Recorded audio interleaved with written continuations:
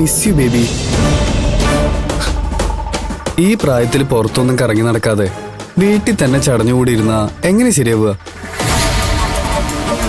മോള് പുറത്തിറങ്ങണം. ഈ ലോകം മുഴുവൻ കറങ്ങിക്കാണണം. അതിനെ പറ്റിയൊരു പ്രായമല്ലേ ഇത്? എന്താ ഇന്ന് കോളേജിൽ പോവാത്തത്? നാളെ പരീക്ഷ ഉണ്ട്. അതിന് പഠിക്കാൻ ലീവ് എടുത്തതാ. ഓ, പരീക്ഷയാണോ? നന്നായി പഠിച്ചോ? പഠിച്ചു. പാസ്സാവോ? ആവും. ആ ആത്മവിശ്വാസം എനിക്ക് ഇഷ്ടപ്പെട്ടു. റിസൾട്ട് വരട്ടെ, നമുക്ക് നോക്കാം.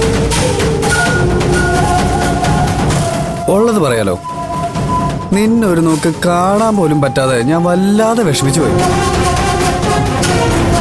നിനക്ക് ഞാൻ വീട്ടിലേക്ക് ഒരു ഗിഫ്റ്റ് അയച്ചിരുന്നു, കിട്ടിയോ? നിങ്ങൾ എന്തിനാ എന്നെ ഇങ്ങനെ ടോർച്ചർ ചെയ്യുന്നേ? ചുമ്മാ ഒരു രസമല്ലേ ഇതൊക്കെ? ഞാൻ അയച്ച ഫോട്ടോസൊക്കെ എന്ത് ചെയ്തു? എന്ത് ചെയ്യാൻ അല്ലേ? ഫ്രെയിം ചെയ്ത് ചുമരി തൂക്കാനോ ആൽബത്തിൽ സൂക്ഷിക്കാനോ ഒന്നും പറ്റില്ലല്ലോ. കീറിയോ കത്തിച്ചോ അങ്ങനെ കളഞ്ഞു കാണുമല്ലേ?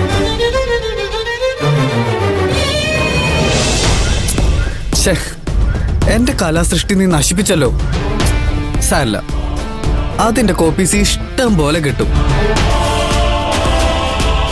ആ പിന്നെ മോളെ, ഇനി മുതൽ വീട്ടിൽ ചുരുണ്ടുകൂടി ഇരിക്കരുത്. എനിക്ക് ദേഷ്യം വരും. അങ്ങനെ എനിക്ക് ദേഷ്യം വന്ന ഞാൻ മോൾക്ക് ഇപ്പോൾ അയച്ച ഫോട്ടോസിന്റെ വേറൊരു കോപ്പി പോലീസ് സ്റ്റേഷനിലേക്ക് മഞ്ജുവിന്റെ പേരിൽ അയച്ചു കൊടുക്കും. അതൊന്നും വേണ്ട. ഞാൻ നാളെ കോളേജിലേക്ക് വരും. അതെന്താ കോളേജിലേക്ക് മാത്രമേ പോവുള്ളൂ? ഞാൻ വിളിക്കുന്ന സ്ഥലത്തേക്ക് എത്തണം. എങ്ങോട്ട് വിളിച്ചാലും ഞാൻ വരാം. ആ അത് മതി. ഞാൻ നാളെ വിളിക്കാം. Good night.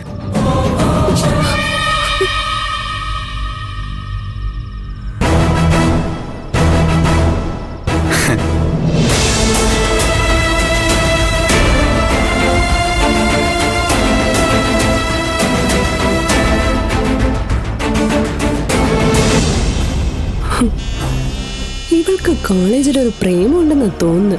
ഇവളെ കാണാതായപ്പോ വിളിച്ച് വരാൻ നിർബന്ധിച്ചതായിരിക്കും.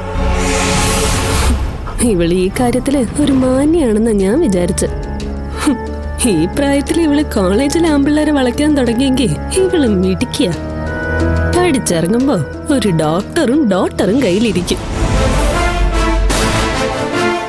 ഇതെനിക്കറിയാന്ന് അവളൊന്ന് അറിയിച്ച എന്നോടുള്ള സമീപനത്തിന് ചെറിയൊരയവുണ്ടാവും. ഇപ്പോഴത്തെ അവസ്ഥയില് ഈ വീട്ടിൽ ഇവളെയോ മഞ്ജുവിനെയോ വെറുപ്പിച്ചു കഴിയാൻ പറ്റില്ല. മഞ്ജുവിനെ കൈകാര്യം ചെയ്യുന്നത് അത്ര എളുപ്പമല്ല. പോലീസല്ലേ. മഹിമയൊന്ന് നാളെ ട്രൈ ചെയ്ത് നോക്കാം.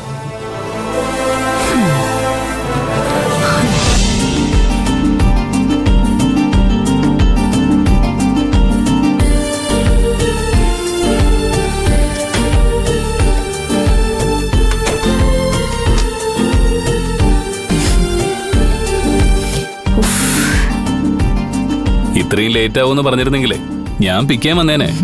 സാരമില്ല, എന്നെ ഇവിടം വരെ ബിജുകുട്ടൻ ചേട്ടനാ കൊണ്ടാക്കിയത്. ആ നീ സെക്യൂരിറ്റി പണിക്ക് പോകുമ്പോഴെങ്കിലും നേരത്തെ വീട്ടിലേക്ക് വരുമെന്നാ ഞാൻ കരുതിയത്. അങ്ങനെയുള്ള ഭാഗ്യമൊന്നും പോലീസുകാർക്കില്ല.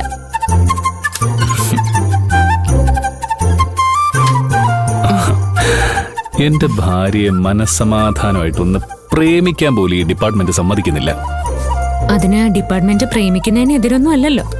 എന്നാലും നീ ഇങ്ങനെ രാത്രി ഡ്യൂട്ടിയൊക്കെ കഴിഞ്ഞ് ക്ഷീണിച്ചു വരുമ്പോ പ്രേമിക്കാനുള്ള മൂടൊക്കെ ഉണ്ടാവോ? എങ്ങനെയെങ്കിലും കിടന്ന് ഉറങ്ങാനല്ലേ തോന്നുക? സ്റ്റേഷനിൽ പലതരത്തിലുള്ള പ്രശ്നങ്ങൾ എനിക്ക് ഫേസ് ചെയ്യേണ്ടി വരാറുണ്ട്. അപ്പോഴെല്ലാം എനിക്ക് ഊർജം തരുന്നത് വൈകിട്ട് വീട്ടിലെത്തുമ്പോ ഈ ചിരി കാണാന്നുള്ള ചിന്തയാ. അതുകൊണ്ട് എത്ര ക്ഷീണിച്ചു വന്നാലും ഈ സ്നേഹം വേണ്ടാന്ന് ഞാൻ പറയില്ല. എന്താ ഇത്? കാണിച്ചേ. ഒന്നുമില്ല, ചെറുതായിട്ട് തൊലി പോയ അത്രേ ഉള്ളൂ. വെറുതെ എങ്ങനെ തൊലി പോവോ? നീ കാര്യം പറ മഞ്ജു. ശാലിനി എന്തെങ്കിലും പ്രശ്നം ഉണ്ടാക്കിയോ? ഏയ് പിന്നെ ഇതെങ്ങനെയാ സംഭവിച്ചത്? അത് പിന്നെ